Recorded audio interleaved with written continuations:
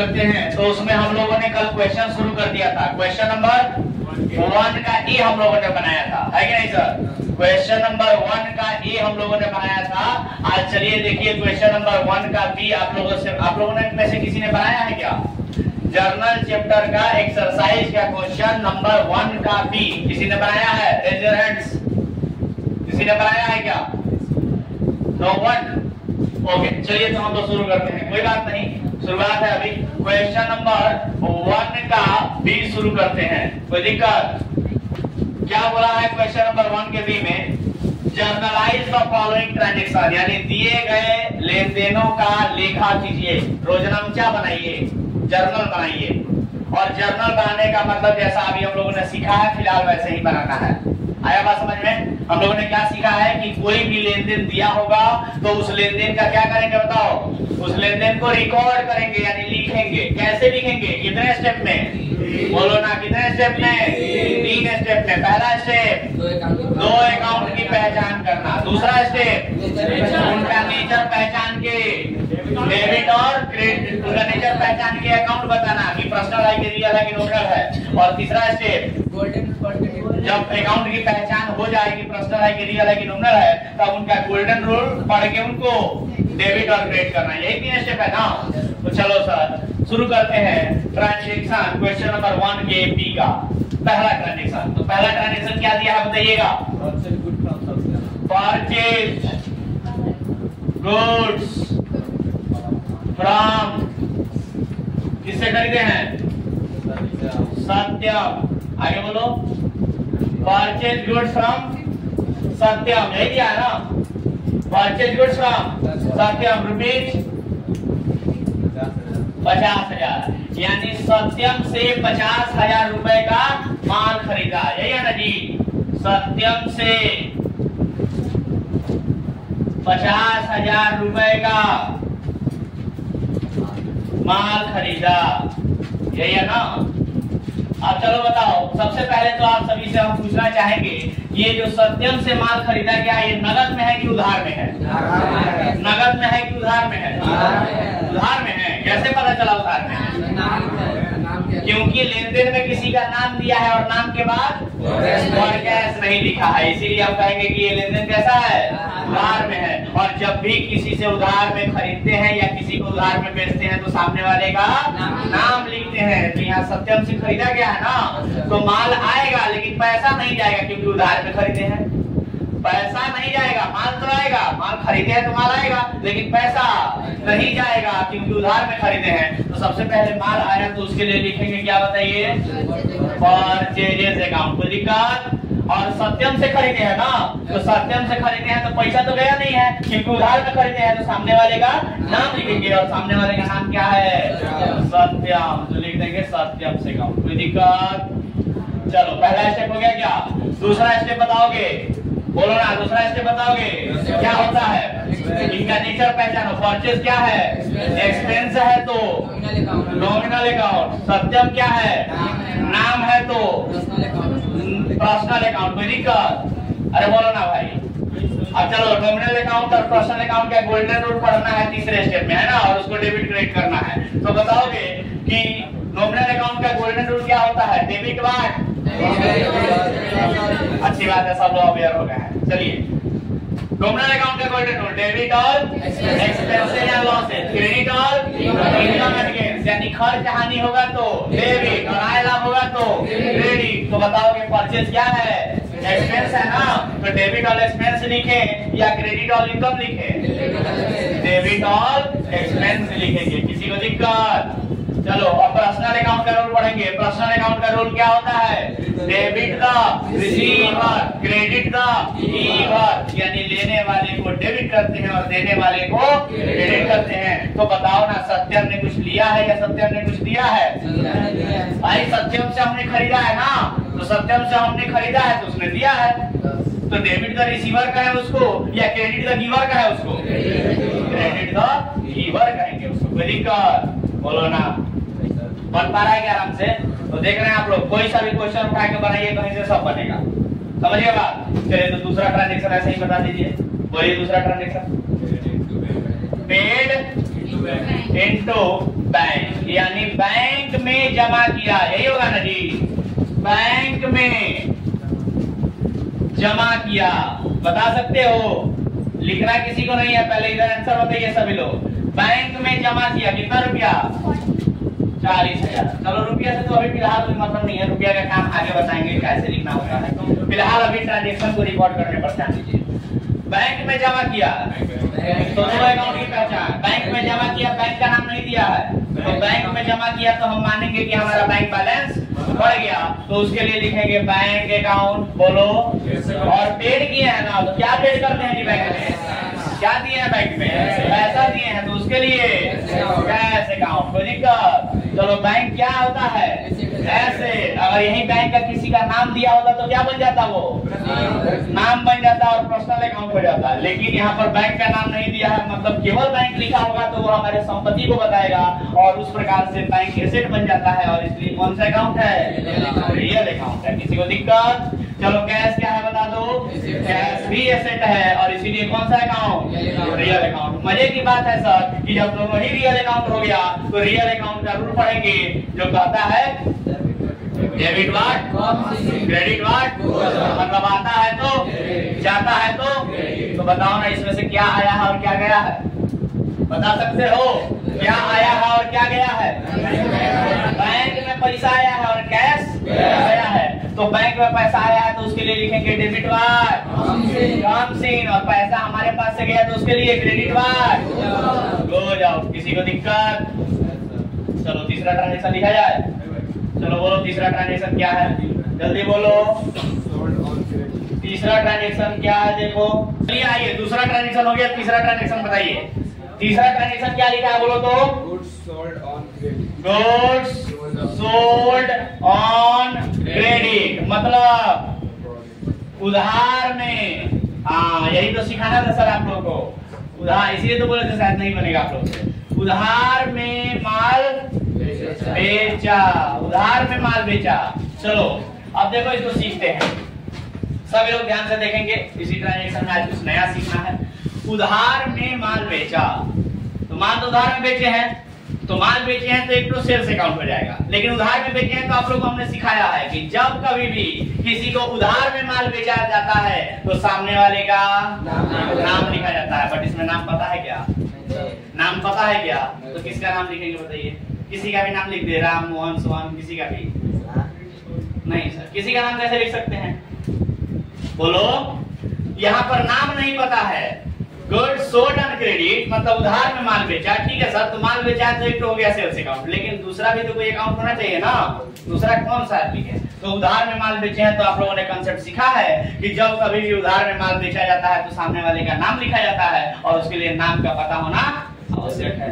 और नाम तो यहाँ दिया नहीं है तो फिर क्या लिखे? तो आइए समझते हैं, समझ रहा है? चलो ध्यान दो। तो जब कभी भी उधार में माल बेचा जाता है और सामने वाले का नाम ना पता हो तो कुछ तो कहेंगे उसको, ठीक है भाई साहब नाम नहीं पता है, भाई साहब अरे नाम नहीं पता है, कुछ तो कहेंगे। क्या कहेंगे? उसका नाम नहीं पता है, उसको उधार में बेचे, उसका नाम नहीं पता है, क्या कहेंगे भाई साहब? तो भाई साहब अकाउंट लिख दे क्या? अगर वो बहन जी होंगी तो बहन जी, अरे भाई कुछ भी ऐसे बोलेंगे थोड़ी भाई साहब बहन जी लिखेंगे यहाँ पर। किसी को भी भाई साहब किसी को भी बहन जी बना दोगे तुम लोग? नहीं। तो कहने का मतलब ये है कि माल बेचा अगर उधार में माल बेचा है तो सर फिर समझिए बात को, हमने उधार में माल बेचा, सामने वाले का नाम नहीं पता है तो उसको कुछ ना कुछ तो कहेंगे ना, कुछ ना कुछ तो उसके लिए लिखेंगे ना, उसके नाम के लिए। तो क्या लिखेंगे इसी पर चर्चा करना है, तो ध्यान से समझिएगा। जिसको भी हम उधार में माल बेचते हैं उससे पैसा लेंगे कि नहीं लेंगे? मतलब वो पैसा देगा ना हमको कि नहीं देगा? उधार में बेचा है तो पैसा देगा वो, बोलो ना। तो समझो जरा बात को, उधार में बेचे हैं तो सामने वाला पैसा हमको देगा, सामने वाला पैसा हमको देगा। जब भी हमने माल बेचा है तो सामने वाला पैसा हमको सामने वाला, यहाँ लिख देखिए एकदम साधारण भाषा में देखो, सामने वाला पैसा देगा, सामने वाला पैसा, सामने वाला कौन? व्यक्ति, सामने वाला व्यक्ति पैसा देगा और पैसा देगा तो उस व्यक्ति को क्या कहेंगे? देनदार। वो पैसा देने वाला व्यक्ति है तो उसको क्या कहेंगे? देनदार कहेंगे। क्या कहेंगे? देनदार कहेंगे। बोलो ना, देनदार कहेंगे कि नहीं कहेंगे? वो पैसा देगा हमको, इसलिए उसको क्या कहेंगे? देनदार कहेंगे। और देनदार को इंग्लिश में कहा जाता है डेटर। देखो स्पेलिंग लिखते हैं DEBTOR, डेप्टर लिखते हैं, लेकिन पढ़ते क्या है इसको? डेटर। बी साइलेंट रहता है, बी साइलेंट रहता है, इसको क्या पढ़ते हैं? डेटर।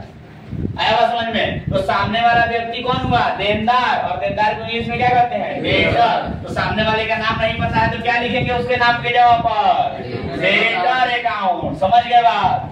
आया ये बात समझ में? Debtor account. और माल बेचे हैं तो सेल्स अकाउंट। किसी को दिक्कत? अरे बोलो ना भाई, समझ आया क्या? डेटर अकाउंट और सेल्स अकाउंट। समझ गए बात? अब बताओ, सामने वाले का नाम नहीं पता था तो उसके नाम के जगह पर लिख दिए डेटर अकाउंट, लिख दिए ना। तो सामने वाले का नाम के जगह पर ना आया है ये। नाम पता होता तो नाम लिखे होते, और नाम नहीं पता था तो डेटर लिख दिए। लेकिन नाम के जगह पर ही तो आया है ये। आप लोगों को मैंने पढ़ाया था, यस सर, आप लोगों को याद होगा, मैंने कैपिटल अकाउंट के बारे में पढ़ाया था आप लोग कि बिजनेसमैन का नाम नहीं लिखते हैं, बिजनेसमैन का नाम नहीं लिखते हैं। बिजनेसमैन के नाम के जगह पर या तो कैपिटल अकाउंट लिखते हैं या तो ड्रॉइंग अकाउंट लिखते हैं। और आपने ये भी समझा था कि जब कभी भी बिजनेसमैन के नाम के जगह पर कैपिटल अकाउंट लिखते हैं तो चूंकि बिजनेसमैन के नाम के जगह पर लिखे हैं, बिजनेसमैन के नाम के जगह पर लिखे हैं, इसीलिए कैपिटल अकाउंट को भी पर्सनल अकाउंट कहा जाएगा। कैपिटल को भी नाम के तरह माना जाएगा और कैपिटल अकाउंट को भी पर्सनल अकाउंट कहा जाएगा। अरे बोले थे कि नहीं बोले थे? तो कैपिटल अकाउंट भी पर्सनल अकाउंट बना था कि नहीं बना था? ठीक उसी प्रकार से यहाँ पर सामने वाले का नाम नहीं पता है तो उसके नाम के जगह पर ही तो लिखे हैं डेटर अकाउंट। बोलो ना, नाम के जगह पर ही तो लिखे हैं डेटर अकाउंट। और जब कभी भी किसी व्यक्ति के नाम के जगह पर कोई अकाउंट लिखा जाता है तो उसको रिप्रेजेंटेटिव पर्सनल अकाउंट कहते हैं। सिखाए थे रिप्रेजेंटेटिव के बारे में, सिखाए थे कि जब किसी व्यक्ति के नाम के जगह पर कोई अकाउंट प्रयोग किया जाए तो उसको रिप्रेजेंटेटिव पर्सनल अकाउंट कहा जाता है, मतलब पर्सनल अकाउंट कहा जाता है। कोई दिक्कत?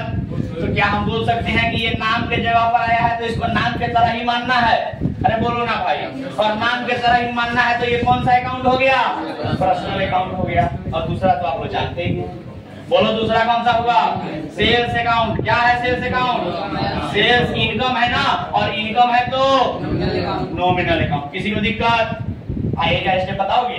पर्सनल अकाउंट जरूर पढ़ेंगे। Debit the receiver, credit the giver, यानी लेने वाले को डेबिट करते हैं और देने वाले को क्रेडिट करते हैं। तो एक बात बताओ सिंपल सा, जिसको भी हमने बेचा है, सामने वाले का नाम तो पता है नहीं, लेकिन जिसको भी हमने बेचा है उसने कुछ लिया है कि कुछ दिया है? अरे हमने बेचा है तो उसने लिया है। बोलो ना, हमने बेचा है तो उसने लिया है। तो डेबिट द रिसीवर का है उसको या क्रेडिट द गिवर का है? डेबिट द रिसीवर कहेंगे सर। किसी को दिक्कत? बोलो ना भाई, समझ में आया क्या? तो डेटर शब्द समझ में आया कि जब किसी का नाम ना पता हो तो जिसको भी उधार में बेचे हैं वो पैसा देगा, और देगा का मतलब देनदार, और देनदार को अंग्रेजी में डेटर कहते हैं। समझ में आ गया? और चूंकि नाम के जगह पर डेटर लिखे हैं इसीलिए उसको नाम की तरह मानेंगे, यानी कि वो पर्सनल अकाउंट बन जाएगा। कोई दिक्कत नहीं? समझ में आया क्या? बोलो ना। चलिए तो अगला बताइए। सेल्स इनकम है तो नॉमिनल अकाउंट, और नॉमिनल अकाउंट का रूल पढ़ेंगे। क्या होता है? डेबिट और एक्सपेंसेस एंड लॉसेस, क्रेडिट और इनकम एंड गेन्स, यानी खर्च हानि को डेबिट करते हैं, आय लाभ को क्रेडिट करते हैं। तो बताओगे कि ये सेल्स क्या है? इनकम है ना, तो डेबिट और एक्सपेंस कहें या क्रेडिट और इनकम कहें? क्रेडिट और इनकम कहेंगे। कोई दिक्कत? आया क्या बात समझ में? Done sir. तो नया शब्द आप लोगों ने सीखा ना? क्या सीखा एक बार फिर से रिपीट कर दीजिए। अगर सामने वाले का नाम नहीं पता है और उसको माल बेचे हैं तो वो पैसा देगा, और देगा का मतलब देनदार है। कौन है? देनदार। और देनदार को अंग्रेजी में क्या कहते हैं? डेटर कहते हैं। तो सामने वाले का नाम नहीं पता होगा तो क्या लिखेंगे? डेटर अकाउंट लिखेंगे। खत्म? चलिए तो इसको नोट कीजिए फटाफट। हाँ सर, जो और है तो लिखेंगे उसको। फिलहाल इसको लिखिए आप लोग। तो शुरू किया जाए फिर से एक बार। उम्मीद करते हैं कि सभी लोग लिख लिए होंगे। उम्मीद कर सकते हैं। तो बिठाइए इसको। अरे बोलो ना भाई, मिटाए क्या? तो चलो 3 ट्रांजेक्शन हो चुके हैं, चौथा ट्रांजेक्शन बोलिए। उम्मीद करते हैं कि आप लोगों ने ये डेटर और क्रेडिटर समझा होगा, डेटर सब समझा होगा अच्छे से। चलिए चौथा ट्रांजेक्शन बोलिए। तो चौथा ट्रांजेक्शन बोलिए, दिखाई दे रहा है सबको? चलो बोलो चौथा ट्रांजेक्शन। डेटर नहीं, डेटर।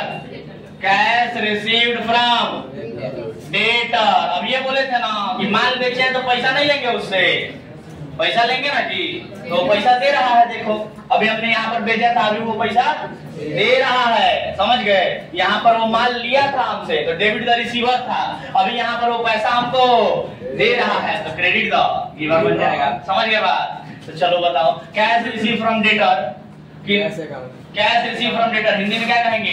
देनदार से, डेटर माने देनदार ना, देनदार से नगद प्राप्त हुआ, यही कहेंगे ना? नगद प्राप्त हुआ। तो चलो बताओ इसको कैसे लिखेंगे? कैश अकाउंट, पैसा मिला ना, कैश अकाउंट। और बोलो डेटर से मिला तो डेटर अकाउंट। बोलो कोई दिक्कत? चलो कैश क्या है? एसेट है तो रियल अकाउंट। डेटर क्या है? डेटर अरे नाम के जगह पर आया है, सामने वाले का नाम नहीं पता है इसीलिए ना डेटर लिखे हैं। तो नाम के जगह पर आया है तो नाम की तरह ही इसको ट्रीट किया जाएगा और इसलिए ये कौन सा अकाउंट बन जाएगा? पर्सनल अकाउंट बन जाएगा। किसी को दिक्कत? चलो बताओ रियल अकाउंट और पर्सनल अकाउंट का रूल पढ़ेंगे अब, तो बताओगे रियल अकाउंट का रूल क्या होता है?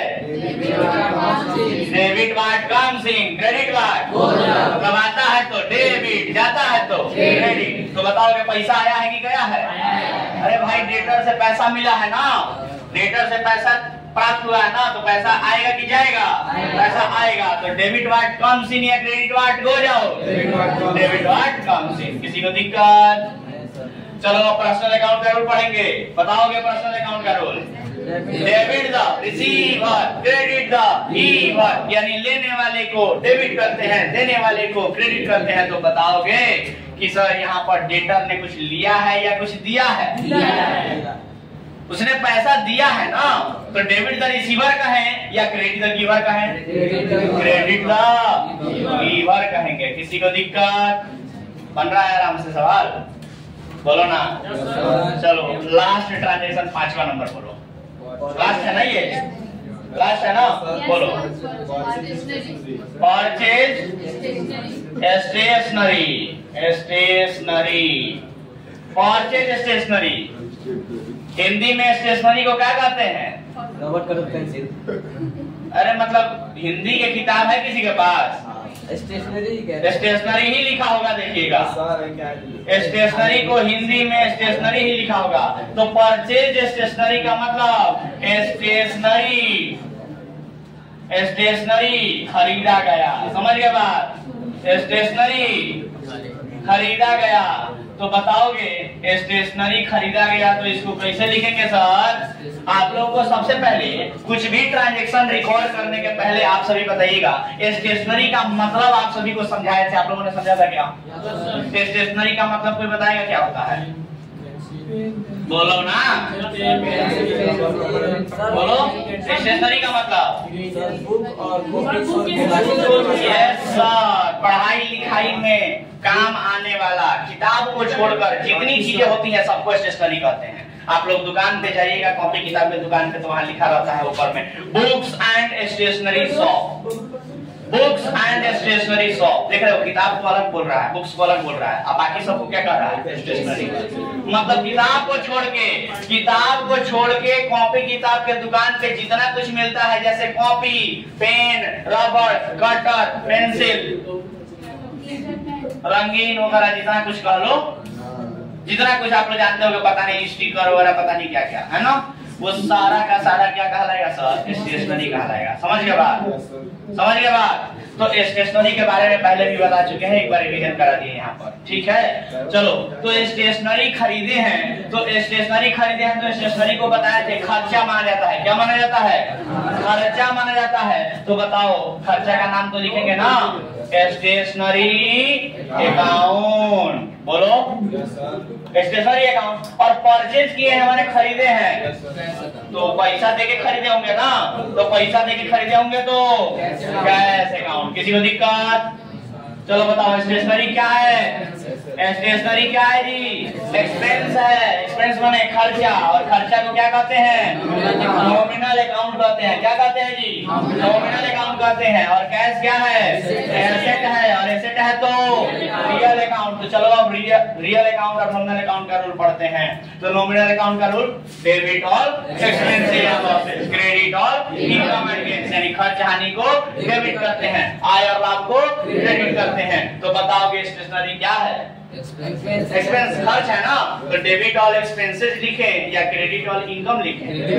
डेबिट ऑल एक्सपेंसेस लिखेंगे। किसी को दिक्कत? बोलो ना। उसके बाद रियल अकाउंट का रूल पढ़ेंगे, और रियल अकाउंट का रूल क्या कहता है? डेबिट व्हाट, क्रेडिट व्हाट, मतलब आता है तो, जाता है तो क्रेडिट। तो बताओ ना, पैसा आया है कि गया है? पैसा गया है सर। और पैसा गया है तो डेबिट व्हाट कम से लिखे या credit what goes out? Credit what goes out लिखेंगे। क्या ये बातें समझ में आई सबको? और इस प्रकार से आपका ये 5वां ट्रांजैक्शन भी खत्म हो गया, और इसके साथ ही आपका ये क्वेश्चन जो है, क्वेश्चन नंबर 1 का भी पूरी तरह से समाप्त हुआ। किसी को कोई डाउट? लिखिए सर, जल्दी जल्दी लिखिए इसको, लिखिए फटाफट सभी लोग, डू इट फास्ट। करना क्या है, आप सभी को क्वेश्चन नंबर 1 का ए और 1 का बी आप सभी को घर से वापस से रिवीजन करके लाना है, बना के लाना है। क्वेश्चन को देखना है और आंसर अपने मन से लिखना है। ईमानदारी से करके लाइएगा। क्वेश्चन नंबर 1 का ए और 1 का बी घर पे जाके क्वेश्चन लिखना है और आंसर अपने मन से लिख के लाना है। बिल्कुल भी कतई आप लोग ये नहीं सोचेंगे कि सर ऑलरेडी बना लिए हैं, अब क्या दोबारा से बनाएं। बिल्कुल भी नहीं सोचना है, जितना बोले हैं उतना कीजिए, आप ही लोग के लिए कह रहे हैं। आया समझ में? और अगर कोई आप में से 1 का सी बना सकता है तो वेलकम है, जरूर बनाइए। 1 का सी अगर आप में से कोई बना सकता है तो 1 का सी बना के लाना है, समझ गए क्या? और सभी लोग किताब खरीद लेंगे सर, आज से कल में सभी लोग किताब खरीद लेंगे। बिना किताब का पढ़ाई नहीं होता है, समझ गए बात? तो चलिए मेरे तरफ से आज के लिए इतना ही, मिलते हैं अगले क्लास में। तब तक के लिए मेरे तरफ से टाटा बाय बाय, और मैं उम्मीद करता हूँ कि आप सभी होमवर्क जरूर बना के लाएंगे। That's all for today.